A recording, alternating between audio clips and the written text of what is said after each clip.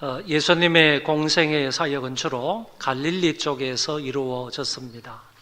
그러시다가 가끔 유대 땅을 가셨는데 공생의 기간 3년 동안에는 유대 땅에 3번 가시는 것을 볼 수가 있습니다. 그런데 오늘 본문의 말씀은 바로 3번째 예수님께서 유대 땅을 향해서 가실 때에 일어난 사건을 다루고 있습니다. 예수님께서 갈릴리 지방에서 유대 땅으로 가시는데 그 중간에 사마리아 지역을 통과하시면서 가시려고 계획을 했습니다.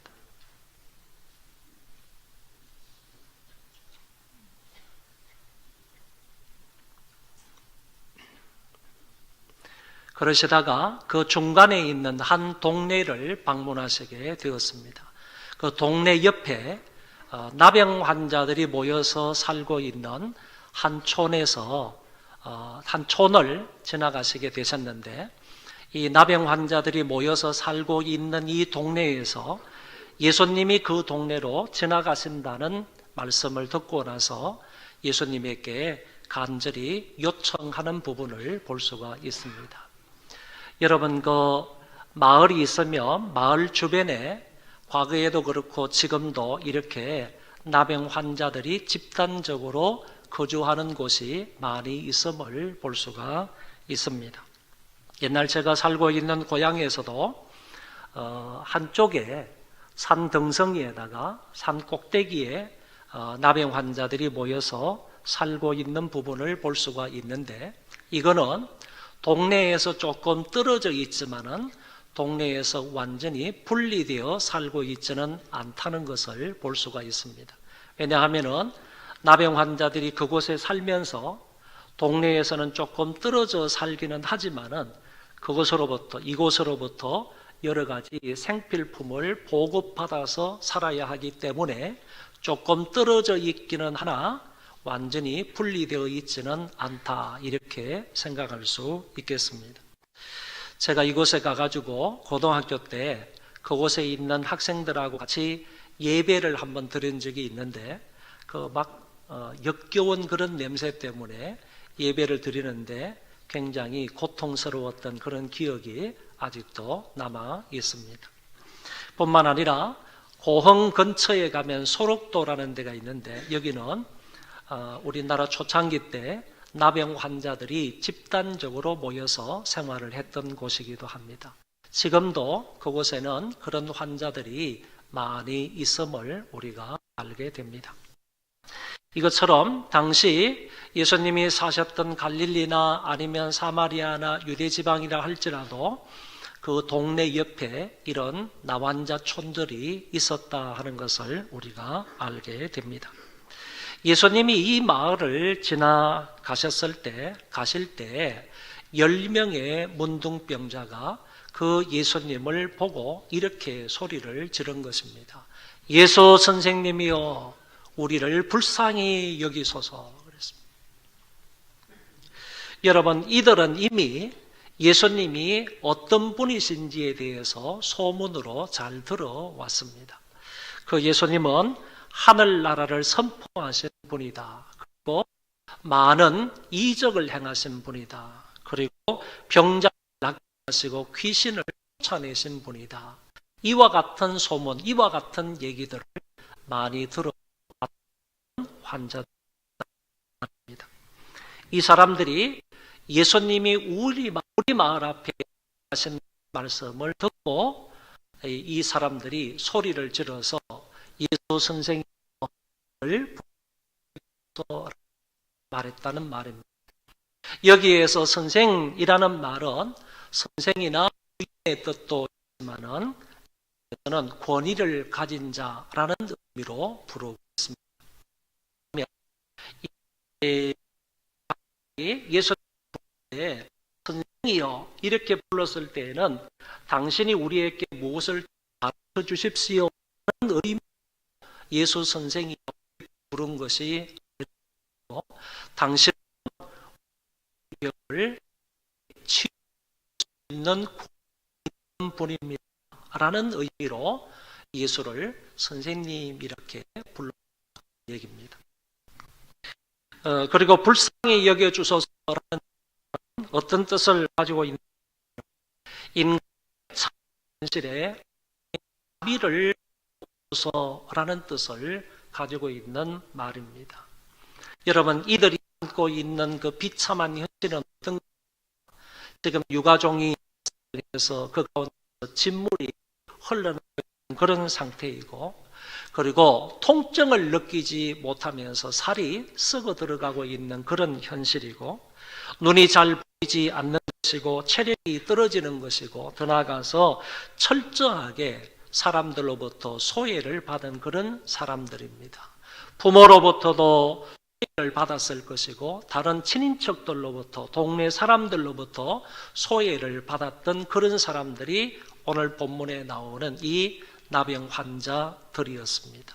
이 사람들이 처하여 있는 이 비참한 현실, 이것을 전제로 해서 이 환자들이 부르짖기를, 우리의 이 비참한 현실에 당신의 자비를 부어달라, 자비를 베풀어 달라라고 요청하는 말이, 선생이여 우리를 불쌍히 여기소서라는 말이 되는 것입니다. 문둥병 환자들이 멀리 서서 이렇게 소리를 질렀다라고 말하는데, 멀리 설 수밖에 없는 것입니다. 나병 환자들은 성한 사람을 가까이 할 수가 없습니다. 그리고 성한 사람을 만질 수도 없습니다. 그렇게 되면 그 성한 사람이 부정타기 때문에 절대로 가까이 할 수가 없었기 때문에 나병 환자들이 멀리 서서 그곳을 지나가시는 그 예수님을 향해서 소리를 높여서 이렇게 불렀다라는 말씀입니다. 주님께서는 그들의 비참한 현실을 보셨습니다. 14절을 시작하면서 성경은 보시고라는 말을 쓰고 있는데, 남루한 옷을 뒤집어 쓴 그들의 모습을 주님은 보셨다, 그런 말씀이고, 만신창이가 된 그들의 모습을 보셨다는 말이고, 멀리 서서 절규하는 그들의 모습을 주님께서 보셨다라는 말씀입니다. 아울러 그들을 보셨을 뿐만 아니라 그들의 소리를 들으셨던 주님입니다. 간구하는 그들의 소리를 들으셨고, 마음을 토하여 절규하는 그들의 음성을 주님께서 들으셨습니다. 예수님은 사시면서요, 이 사회의 소외계층에 상당한 관심을 보이셨다라는 사실을 알게 됩니다. 여자들에게 관심을 가지셨습니다. 그 당시 여자들의 인권이라는 것은 정말 저 밑에 낮은 계급의 어떤 천민에 해당하는 그런 권위를 가지고 있었던 사람들이었기 때문에 예수님께서 그 여자들의 권위에 관심을 가지셨다, 그런 얘기고, 이방인들에게도 관심을 가지시고 병자들에게, 그리고 죄인들에게 남다른 특별한 관심을 보이신 분이 예수님이셨습니다. 그들의 억압받는 삶의 모습을 보시고 아셨고, 아픔과 고통과 억울함을 보시고 아셨고요, 그들의 눈물 흘리는 고통의 소리도 주님이 들으셨다, 그런 말씀입니다.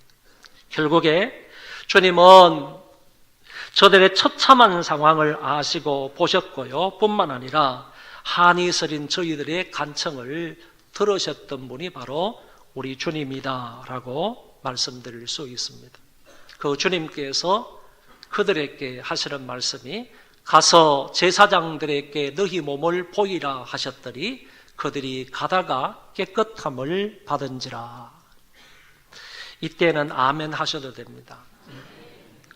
가다가 깨끗함을 받았다고 그러는데, 여러분들 같으면 뭐 아멘, 뭐 할렐루야 이런 소리 안 나오겠습니까? 다시 제가 읽겠습니다. 가서 제사장들에게 너희 몸을 보이라 하셨더니 그들이 가다가 깨끗함을 받은지라. 네. 평소에도 이런 소리가 나와야 되는 거죠. 억지로 제가 해서 하는 말이 아니라, 여러분 평소에도 이런 말이 나오면요, 그냥 중심으로 아멘, 아멘 해서 하나님 말씀에 동참을 해야 하는 것이죠. 예수님께서 환자를 낫게 하시는 일반적인 방법들을 보면요, 환자의 몸에 손을 대심으로 그 사람을 낫게 하시고, 또는 환자의 머리에 손을 얹으심으로 그 사람을 치료하시고, 환자의 손을 잡아 일으키시면서 그 사람을 치유하시고, 더 나아가서 이 침을 발라 그 사람을 보게 하시는 경우도 있고, 기도해 주심으로, 그리고 말씀으로 고쳐주시는 이와 같은 현상들을 볼 수가 있습니다. 또 한편으로는요, 예수님이 그들을 고쳐주시기는 하시지만은 그들이 예수님의 손에 옷을 대거나 몸을 만졌을 때 예수님의 능력으로 그들을 고쳐주시기도 하십니다. 이와 같이 예수님은 사람들을 고치실 때 이런 보편적인 방법을 사용하셨을 때가 많은데, 오늘 본문은 그것과 달리 특이하다라는 얘기입니다. 예수님께서 가서 제사장들에게 너희 몸을 보이라, 이렇게 말씀을 하셨습니다. 여러분, 제사장에게 너희 몸을 보임으로 인하여 너희가 완치되었다 하는 사실을 확인하라, 그런 얘기입니다.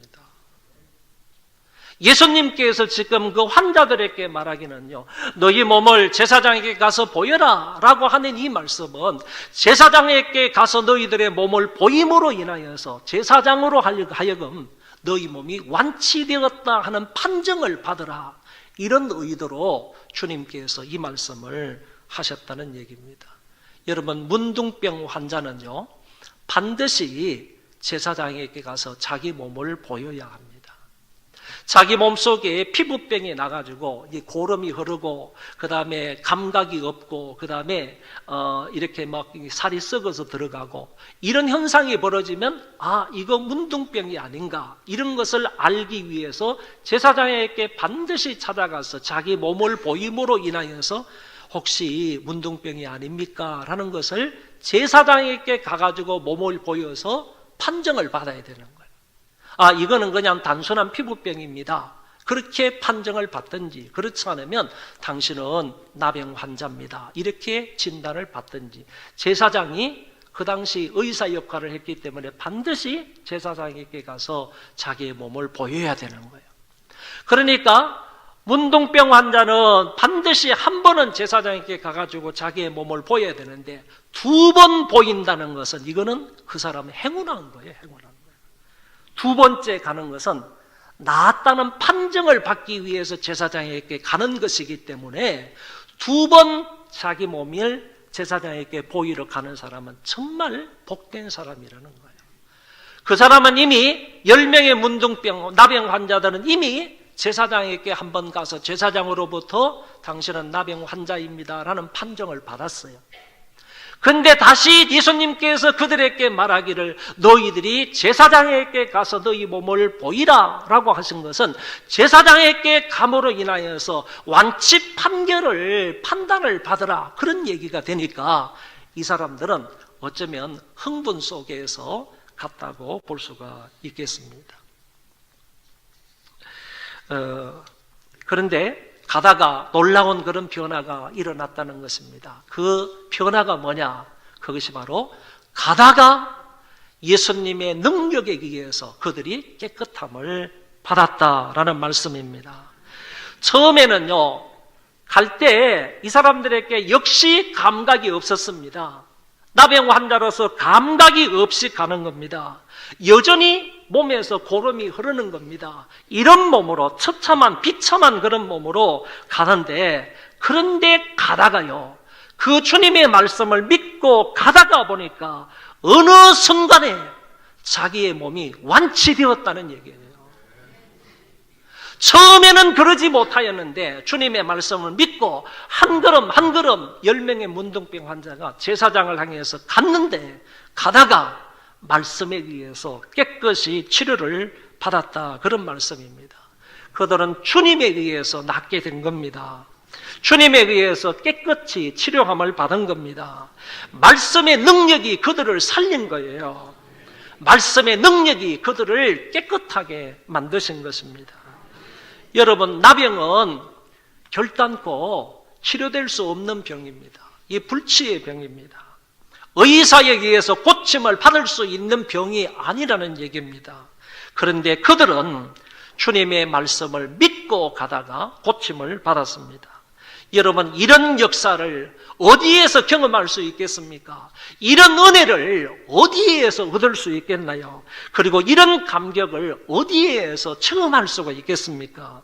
여러분, 자기 몸이 환자인데, 그것도 불치의 병을 앓고 있는 나병 환자인데, 그 나병 환자임에도 불구하고 주님의 말씀을 믿고 그대로 가다가 자기 몸이 깨끗함을 받았다고 할 때, 이 가치, 이 중요함, 이것을 세상에 있는 그 무엇과도 비교할 수 있겠습니까? 내가 나병 환자였는데 나음을 받았다, 병고침을 받았다라고 했을 때 세상에 있는 어떤 금원으로도 환산할 수가 있겠습니까? 불치의 병에서 나았다는 사실, 이것만 생각을 해도요, 얼마나 감격스럽고 영광스러운 것입니까? 세상에 아무리 많은 돈을 준다 할지라도요, 그것과 비교하고 그것과 가치를 이렇게 동등하게 이렇게 비교할 수 있겠습니까? 결코 그럴 수 없었다라는 것을 우리는 알게 되는 것입니다. 그런데 그들 중 한 사람만이 자기가 낳은 것을 보고 큰 소리로 하나님께 영광을 돌리며 돌아왔습니다. 이 사람은 사마리아 사람입니다. 유대인들로부터는 개 취급 또는 잡종 취급을 당하고요, 멸시와 천대를 받던 인물이 사마리아 사람입니다. 그런데 그가 하나님 앞에 감사를 드리는 겁니다. 그리고 여호와께 영광을 드리는 겁니다. 이 영광을 돌리며 돌아왔다 하는 이 말이 어떤 뜻인가 하면은, 한 번만 하나님 영광을 돌립니다, 하나님 감사합니다, 이렇게 말한 것이 아니고 계속적으로 자기 몸을 관찰했을 때 자기 몸이 성한 몸이 된 줄로 알고 난 이후부터 계속적으로 지속적으로 여러 번 하나님 앞에 감사하고 찬양을 했다는 얘기입니다. 하나님 감사합니다, 하나님 감사합니다, 하나님 영광을 받으십시오, 하나님 감사합니다. 쉼 없이 하나님 앞에 감사하며 찬송을 하며 영광을 돌리며 예수님께로 왔다 하는 사실을 말해주고 있는 것입니다. 그는 드디어 예수님의 발 앞에 엎드려 감사를 드렸습니다. 엎드린다는 말은 자기의 얼굴을 떨어뜨린다, 이런 말이 있고요, 그리고 상대방에 대한 극도의 존경을 표시하는 그런 말입니다. 그러니까 얼굴을 들지 못하면서 상대방에게 정말 감사를 표하는 것이고 상대방의 존경심을 나타내 보이는 것입니다. 이런 한 사람의 감사를 받으신 주님이 이렇게 말씀하셨습니다. 10사람이 다 깨끗함을 받지 아니하였느냐? 그 9은 어디 있느냐? 여러분, 여기 9명은요, 하나님의 은혜를 받았습니다. 하나님의 복을 받았습니다. 그리고 사랑과 기적을 자기 몸속에서 일어났다는 것을 경험을 했습니다. 그럼에도 불구하고 이 사람은 자기를 낫게 해주신 분에게 찾아오지 않았습니다. 병 나은 것만 기뻐할 뿐이었고 누가 나를 낫게 하셨는지에 관해서는 관심을 보이지 않았다는 얘기입니다. 여러분, 치유가 중요한 겁니까? 치유자가 중요한 겁니까? 그런데 여기 9명의 사람은요, 치유 자체를 중요한 것으로 생각을 한 겁니다. 자기 몸에 이와 같은 나음이 있었을 때 이 사람은 먼저 제사장에게 갔을 것이고 그리고 자기의 가족들에게 갔을 것입니다. 치유자에 대해서는 관심을 가지지 않았다는 얘기입니다. 그 치유자에게 찾아오지 않았다, 그런 얘기입니다. 그러나 한 사람은요, 자기를 낫게 해주신 그분이 누구인가, 나를 성하게 만들어주신 분이 누구인가 하는 사실을 기억하고 그분에게 영광을 돌리며 그분에게 쫓아오는 겁니다. 그리고 그분 앞에 엎드려서요, 정말 감사를 드리고 존경을 표하는 것입니다. 여기 보십시오. 한 사람은 자기 몸에 깨끗하게 하신 주님을 기억하여 주님께 돌아와 엎드려 감사하고 또 감사했습니다. 선물 때문이 아니라요, 베풀어 주신 은혜 때문이 아니라 치유의 선물을 주신 분을 기억하며 그분께 감사를 드리는 것입니다. 여러분, 우리도 생각을 해야 됩니다. 하나님께서 우리에게 베풀어 주신 은혜와 복이 있는데 그 베풀어 주신 은혜와 복만 가지고요, 그것만 붙들고 희희낙낙하는 그런 것이 아니라, 그런 삶이 아니라, 나에게 은혜를 베풀어 주신 분이 누구냐 이거지. 나에게 복을 주신 분이 누구냐 이거지. 나를 치유해 주신 분이 누구냐 이거지. 나를 보호해 주시고 인도해 주신 분이 누구냐 이거지. 내 자녀들의 삶을 붙들어 인도해 주신 분이 누구냐 이거지. 그분을 기억하면서 그분에게 나와서 하나님께 감사하고 영광을 돌리는 것이 마땅하다라는 말씀입니다. 주님은 감사하는 그 한 사람에게 이렇게 말씀을 하셨습니다. 일어나 가라, 내 믿음이 너를 구원하였느니라. 주님이 12년 동안 혈루증으로 앓던 여인에게도 이 말씀을 하셨습니다. 뿐만 아니라 소경 거지 바디메오에게도 동일한 말씀을 하신 것을 알 수 있습니다. 내 믿음이 너를 구원하였도다. 그 사람의 영혼이 구원받았음을 주님께서 확실하게 이어서 말씀을 하신 것입니다. 병든 육신뿐만 아니라 죽을 때까지, 죽을 영혼까지 우리 주님께서 구원하여 주셨고, 그 9명은 육체는 건강해졌지만 그 영혼이 구원받았다는 말은 성경에 없음을 볼 수 있습니다. 여러분, 이 사람은 육체의 질병에서 건강해진 것만도 감사한데 영혼까지 구원을 받게 된 한 사람, 사마리아 사람입니다. 여러분, 건강이 중요한가요? 아니면 영혼 구원이 중요한가요? 9명의 사람은 건강해지기는 했지만은 영혼 구원은 받았다는 말이 없다는 거예요. 그런데 한 사람이, 사마리아 사람은 하나님 앞에 영광을 돌리고 주님께 나와서 엎드려서 감사를 드렸더니만은 그 사람에게는 주님께서 영혼 구원의 은총을 더하여 주셨다는 얘기입니다. 하나님 앞에 감사하고 영광에 따른 했을 때 그것에 따른 또 다른 은혜가 영혼 구원이었다고 말한다면 정말 이것은 얼마나 가치 있고 중요한 그런 은혜이냐라는 것을 알게 된다는 것입니다. 영혼 구원이 실제적으로 더 중요하고 더 가치 있으며 궁극적인 은혜이다라는 사실입니다. 오늘 말씀의 결론입니다. 나는 10명 중 어떤 사람입니까? 너무나 큰 은혜를 받았지만 영광도 감사도 하지 못했던 우리들이 아닙니까? 9명은 똑같이 은혜를 받았음에도 전혀 감사하지 못했습니다. 건강을 주시고 의식주의 문제를 해결해 주시고 일하고 벌 수 있는 지혜와 능력도 주시고 가정을 주시고 많은 사람들을 보내주셔서 우리와 같이 하나님을 섬기게 하여 주시고 말씀의 은혜를 주셔서 우리의 믿음이 자라나게 하시고 하나님을 좀 더 알아감으로 하나님 나라를 살게 하셨는데도 불구하고 9명처럼 은혜와 복을 베풀어 주신 하나님을 잊고 감사가 없었던 것은 아닙니까? 멸시와 천대를 받던 한 사마리아 사람은 하나님께 영광을 돌리며 돌아와 예수님께 무릎 꿇어 감사를 드렸습니다. 제사장에게 자기의 몸을 보이는 것보다, 자기 가족들에게 뛰어가는 것보다 먼저 그는 주님께 달려와서 감사와 영광을 돌린 것입니다. 1명과 9명, 여러분은 어디에 속하기를 원하십니까? 강준민 목사님이 감사는 숲을 담은 씨앗입니다 라는 책을 쓰셨습니다. 이 책에 이런 글귀가 나옵니다. 원망하고 불평하면 행복이 우리 곁을 떠납니다. 하지만 감사하면 우리 곁을 떠났던 행복이 다시 찾아옵니다. 감사는 축복을 끌어오는 자석과 같습니다. 감사하면 복이 임하며 하나님의 은혜가 임합니다. 감사하면 불행은 멈추고 행복은 연장됩니다. 감사할 때 기적이 일어납니다. 부디 감사의 사람이 되십시오.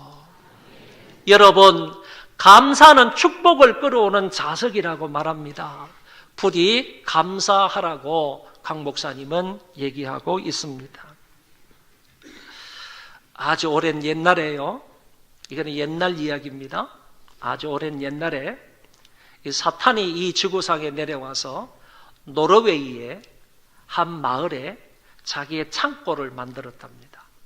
그 사탄의 창고에는 뭐를 가득가득 담아두었는가 하면은 이런 씨앗들을 그 창고에 가득가득 담아두었다고 합니다.